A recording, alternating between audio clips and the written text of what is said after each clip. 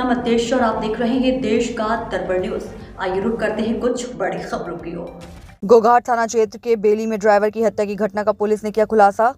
5 आरोपी किए गिरफ्तार। पुलिस अधिकारियों ने आरोपियों को लेकर गोघाट थाने में प्रेस कॉन्फ्रेंस की। बैठक में आरामबाग के एसडीओपी अभिषेक मंडल और गोघाट थाने के ओसी अरूप मंडल मौजूद थे। प्रेस कॉन्फ्रेंस में आरामबाग एसडीपी और अभिषेक मंडल ने पत्रकारों को जानकारी दी।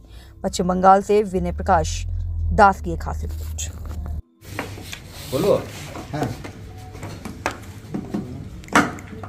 গত 11 জুলাই সন্ধ্যাবেলায় গোঘাট থানার অন্তর্গত বেলি এলাকায় এক্স্যাক্ট লোকেশন হলো আপনার কালীপুর রেলওয়ে ওভারব্রিজ আর রাজপুত ধাবার মাঝামাঝি জায়গায় আপনার স্টেট হাইওয়ের পাশে একটি ঝোপের মধ্যে একটি অজ্ঞাত পরিচয় ব্যক্তির ডেড বডি পাওয়া যায়। ডেড বডির মানে মাথার সামনে এবং পেছনে অর্থাৎ ফোরহেড এবং ব্যাক সাইড অফ দ্য হেডে ইঞ্জুরি মার্কস ছিল এবং গলায় স্ট্র্যাঙ্গুলেশন মার্কস ছিল। ঘটনাচক্রে ডেড বডিটা পাওয়া যায় 11 তারিখ সন্ধ্যাবেলায়।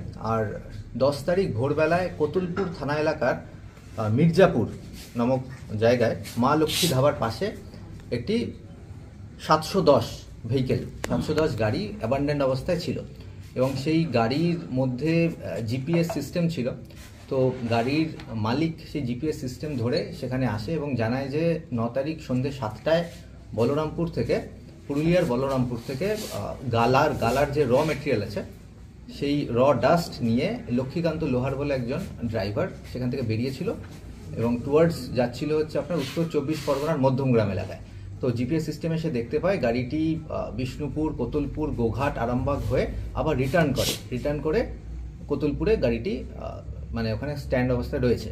তাই জন্য সে পরের দিন অর্থাৎ 9 তারিখ মালটা লোড হলো। 10 তারিখ সে সেখানে আসে, এসে কতুলপুর থানায় জানায় যে এরকম গাড়িটি এখানে রয়েছে এবং 100 বস্তা গালা মেটেরিয়াল নিয়ে রওনা হয়েছিল গাড়িটি। সেই মুহূর্তে সেখানে 58 বস্তা ছিল, 42 বস্তা র মেটেরিয়াল মিসিং আছে এবং গাড়ির ভেতরে ড্রাইভারের সিট এবং তার পাশে কিছু ব্লাড স্টেইনও রয়েছে।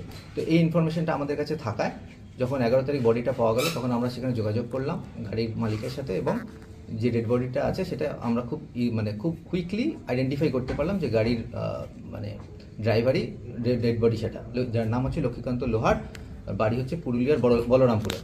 এরপর তার বাড়ির লোককে খবর দেওয়া হয়েছিল এবং বাড়ির লোক এখানে এসে তাকে আইডেন্টিফাই করলো এবং বাড়ির লোকের নির্দিষ্ট লিখিত অভিযোগের ভিত্তিতে গোঘাট থানায় একটি স্পেসিফিক কেস স্টার্ট হলো আন্ডার সেকশন 302 and 201 আইপিসি।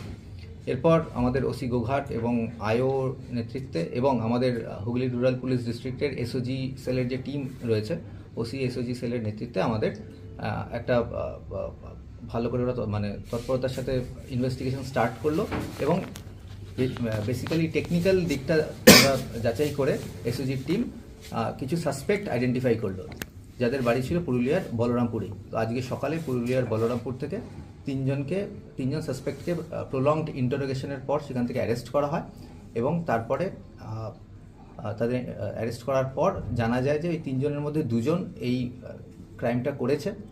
এই ট্রাকের এই ড্রাইভারের বন্ধু তার সাথেই তারা এখানে এসেছিল এবং তাকে একটা স্ট্র্যাঙ্গুলেশন করে তাকে মেরে দেওয়ার পর তার বডিটা এখানে ডিসপোজাল করে এবং তারপরে তারা কতুলপুরে একজন ড্রাইভার, সেই ড্রাইভারকে তারা ডেকে নিয়েছিল একটা ছোট হাতি গাড়ি সহ।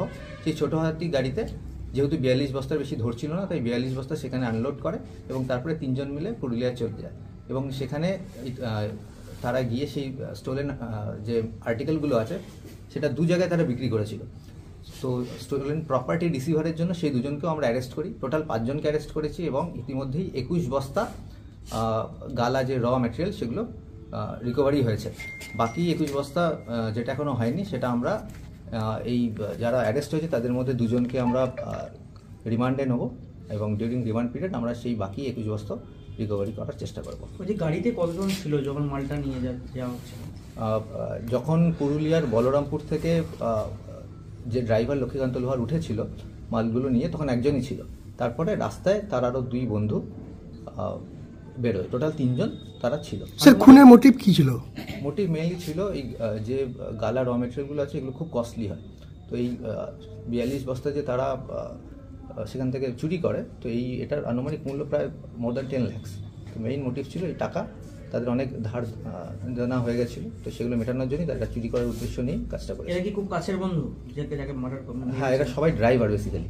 লক্ষ্মীকান্ত লোহার যে মার্ডার হয়েছে সেও ড্রাইভার, যাদেরকে অ্যারেস্ট করা হয়েছে। মেইনলি যে ক্রাইমটা কমিট করেছে প্রকাশ জয়সওয়াল এলিয়াস ভিকি, সেও ড্রাইভার। শ্রবণ কালিন্দি, সেও ড্রাইভার। অ্যান্ড তারপরে আপনার কোতুলপুর থেকে পুরুলিয়াতে মাল যে নিয়ে গেছে ছোট হাতিতে করে, সেও একজন ড্রাইভার, তার নাম হচ্ছে মাধব কুমার। আর স্টোলেন প্রপার্টি রিসিভার হিসেবে দুজনকে অ্যারেস্ট করা হয়েছে। তাদের মধ্যে একজনের নাম মতিলাল কুমার আর একজনের নাম আরিফ হোসেন। এদের বাড়ি কোথায়? সবারই বাড়ি পুরুলিয়ার বলরাম। সে কিছু করে মারলো এদিকে? মেইনলি হচ্ছে আপনার প্রথমে স্ট্র্যাঙ্গুলেশন করেছে গলার মধ্যে একটা তার দিয়ে।